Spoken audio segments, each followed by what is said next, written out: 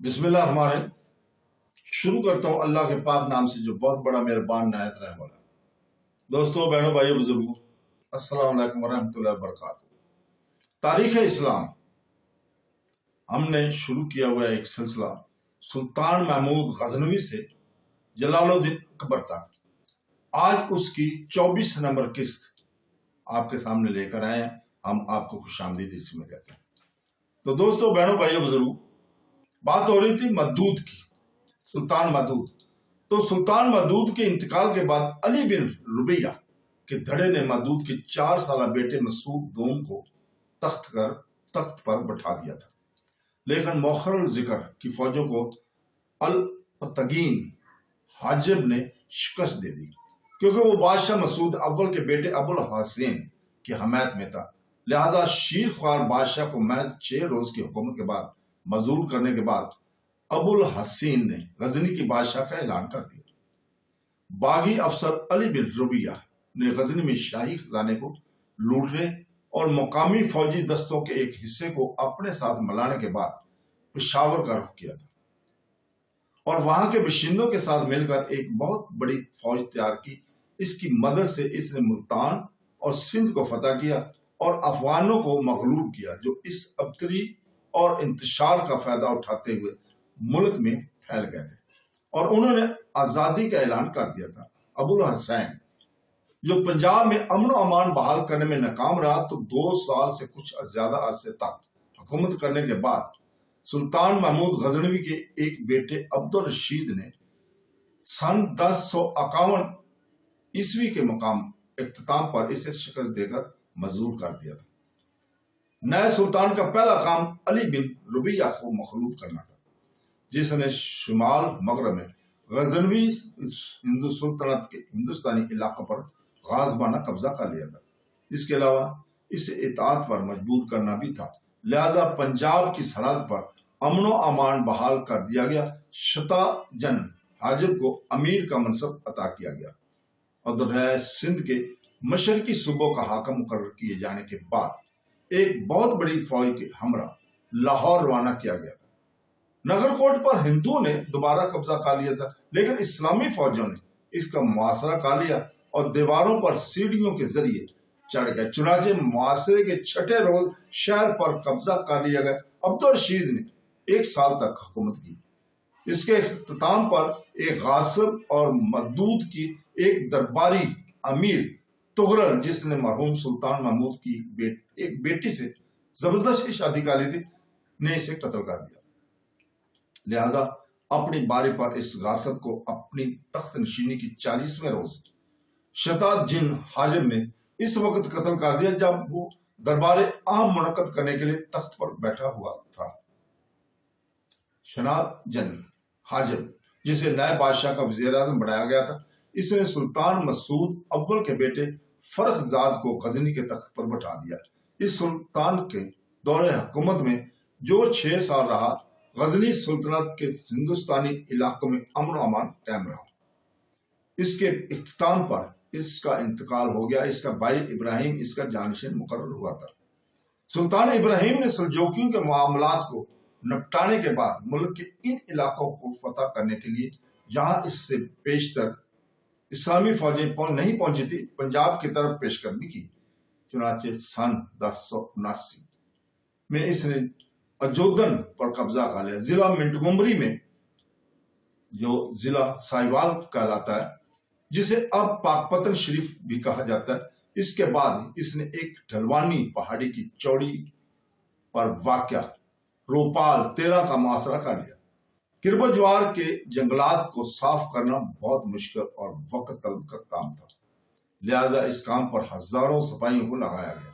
اس کے بعد سرنگ لگانے والے اپنی سرنگوں کو فصیل کے نیچے لے گئے، جو وقت کے ساتھ گرتی چلی گئی اور ہندو چھاؤنی پر قبضہ ہو گیا۔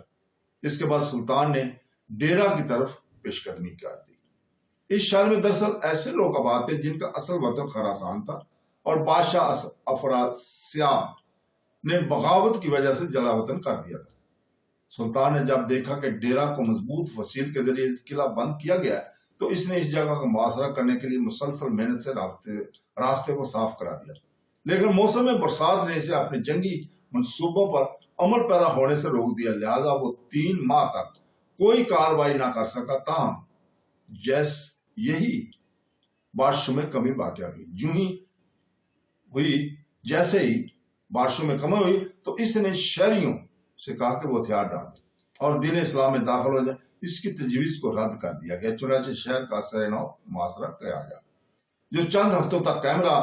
دونوں جانب سے زبردست نقصان ہوا۔ آخرکار ایک زبردست حملے کے بعد شہر فتح ہو گیا اور فاتحین کے ہاتھ بہت زیادہ مال غنیمت آیا اور 1 لاکھ افراد کو غلام بنا کر اپنے ساتھ غزنی لے گئے۔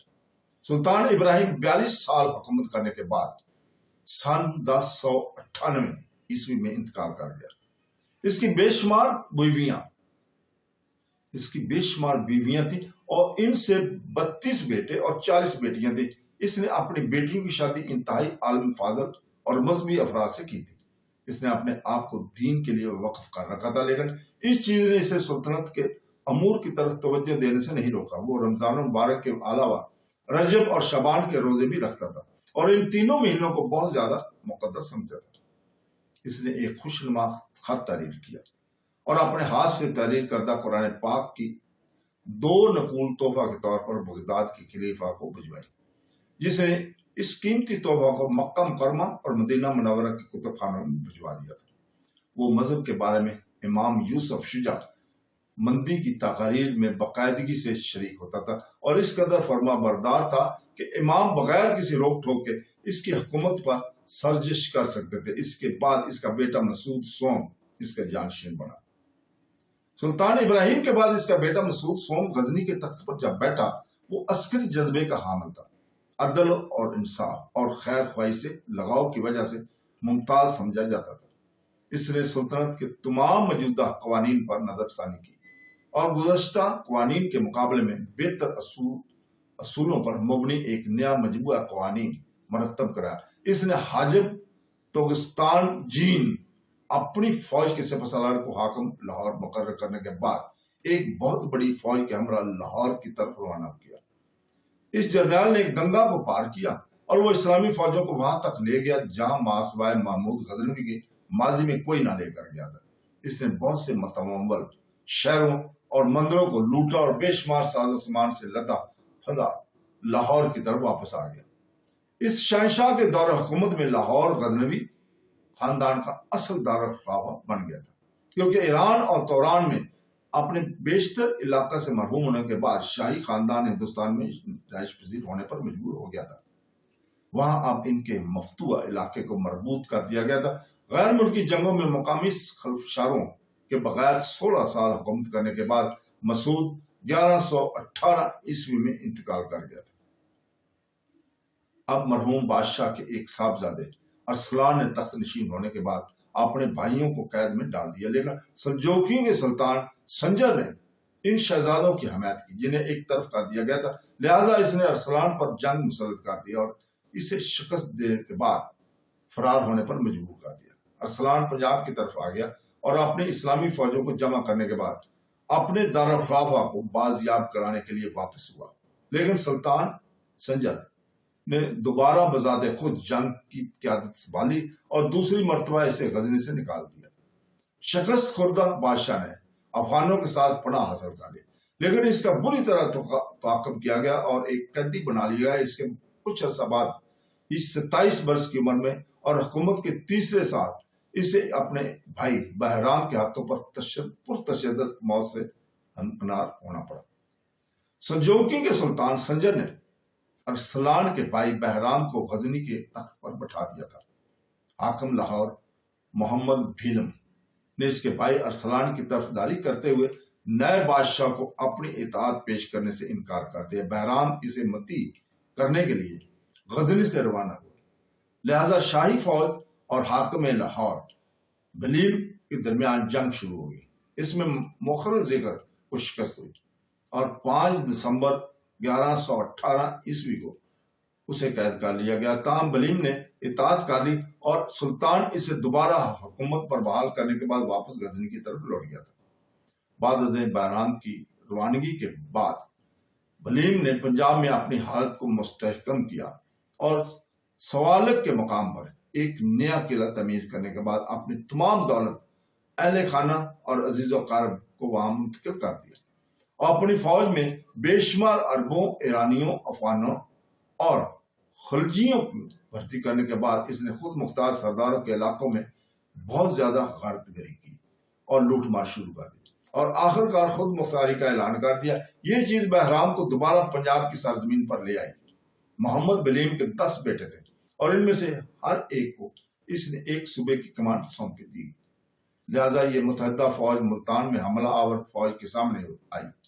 ایک زبردست جنگ شروع ہوگی جس میں بلیم اور اس کے بیٹوں کو شکست پاش ہوئی اور وہ بھاگتے ہوئے ایک گہری دلدل میں پھنس گئے اور اس میں غرق ہو گئے۔ اس فتح کے بعد سلطان نے ابراہیم علوی کے بیٹے سلار حسن کو لاہور کی حکومت پر بٹھا دیا اور خود واپس غزنی کی طرف روانہ ہو گیا۔ اس کے کچھ عرصے بعد بہرام نے اپنے برادر نسبتی اور غور کے افغان محمد قطب الدین کو غور کے شہزادے اور متوی کے بھائی سیف الدین سوری کے ساتھ ایک سازش میں ملوث ہونے کے باعث سزائے عام پھانسی دے دی تھی۔ سیف الدین دغا باز غزنوی دوستوں سے گھرا ہوا تھا۔ انہوں نے سرین اسے گھیر لیا اور قیدی بنا کر بہرام کے پاس لے گئے۔ اس نے زبردست نہایت بربریت کا مظاہرہ کرتے ہوئے اسے پھانسی دے دی۔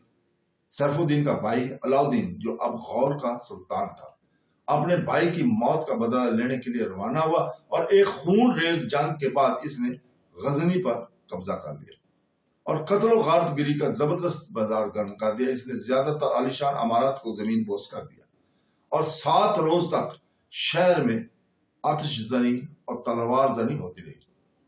علاؤدین جسے جہاں سوز کا خطاب دیا گیا، اس کے انتقام کی آگ ابھی سرد نہیں ہوئی تھی، وہ اپنی فتح کا جشن منانے کے لیے متحد علماء اور صاحب علم حضرات کو پابا جنجیر پہنا کر کوہ فروز لے گیا اور وہاں اس نے حکم دیا کہ ان کے گلے کاٹ دیے جائیں۔ بہرام اس شکست کے بعد ہندوستان کی طرف روانہ ہو گیا اور شکستہ دل کے ساتھ 1152 عیسوی میں 35 برس کی حکومت کے بعد انتقال کر گیا۔ بہرام کا بیٹا خسرو غزنی سے روانہ ہونے کے بعد حفاظت سے لاہور پہنچ گیا تھا، جہاں اسے بطور بادشاہ کے سلامی دی گئی۔ جب علاؤدین غور کی طرف لوٹ گیا تو خسرو اپنی کھوئی ہوئی سلطنت کو بازیاب کرانے کے خیال سے لاہور سے روانہ ہوا، لیکن سلطان سنجر جس سے اسے مدد کی توقع تھی، اس کے انتقال کے بارے میں اور غزنی پر غزہ کے ترکمانوں کے حملے کے بارے میں سننے کے بعد اسے مجبوراً واپس لاہور کی طرف آنا پڑا، جہاں اس نے 7 سال تک پرسکون حکومت کی۔ وہ 1160 عیسوی میں لاہور میں انتقال کر گیا تھا۔ اس کا وارث اور جانشین اس کے بیٹے خسرو ملک کو بنایا گیا تھا۔ مرحوم سلطان کا بیٹا خسرو ملک تخت نشین ہوا تو اس نے بڑے انصاف اور فیاض سے حکومت کی۔ وہ ہندوستان پر حکمرانی کرنے والے خاندان غزنویہ کا آخری بادشاہ تھا۔ اس کے دور حکومت میں غزنی کی سلطنت پر غور کے سلطان غیاث الدین کے بھائی سلطان شہاب الدین محمد غوری نے حملہ کیا اور اسے فتح کر لیا۔ وہ علاؤدین کے بیٹے اور اپنے چچا اور بھائی سیف الدین کا جانشین بنا۔ اس فتح سے پوری طرح مطمئن نہ ہونے کے باعث اس نے پنجاب کی طرف ایک بہت بڑی فوج روانہ کی اور پشاور، افغانستان، ملتان اور سندھ کے صوبوں کو تخت و تاراج کر ڈالا۔ سن 1180 میں اس نے لاہور کا محاصرہ کر لیا، لیکن خسرو ملک نے اس کو کچھ اس قدر مضبوطی سے قلعہ بند کیا ہوا تھا کہ اسے فتح کرنے کے لیے حملہ آور کی تمام تدابیر ناکام ہوگی۔ آخر دونوں دھڑوں میں امن اور ایمان پر صلح ہوگی۔ محمد غوری بادشاہ کے 4 سالہ بیٹے ملک شاہ کو یرغمال کے طور پر اپنے ساتھ لے کر وہاں سے وہ روانہ ہو گیا تھا۔ 4 سال بعد محمد غوری نے دوبارہ پنجاب پر حملہ کیا اور لاہور کا محاصرہ کر لیا، لیکن شہر پر قبضہ کرنے میں ناکام ہونے کے بعد اس نے کھلے علاقے میں قتل و غارت اور لوٹ مارنا شروع کر دی اور متحد شہریوں کو قتل کر دیا۔ چنانچہ راوی اور چناب کے درمیانی علاقے کا انتظام کرنے کے لیے سیالکوٹ میں ایک مستحکم چھاؤنی قائم کرنے کے بعد وہ غزنی کی طرف پلٹ گیا۔ محمد غوری کی روانگی کے بعد خسرو ملک نے گکھڑوں کے ساتھ مل کر سیالکوٹ کی قلعہ کا محاصرہ کر لیا، لیکن وہاں کے گورنر حسین فرمالی نے زبردست مزاحمت کی اور معاصرین کی طرف سے حملہ کے ذریعے قلعہ پر قبضہ کرنے کی تمام کوششیں ناکام ہو گئی، لہذا محاصرہ اٹھا لیا گیا تھا۔ تو دوستو اسی جگہ پہ ہم رکتے ہیں، کل ہم اسی جگہ سے شروع کریں گے۔ کل تک کے لیے اجازت، اللہ حافظ۔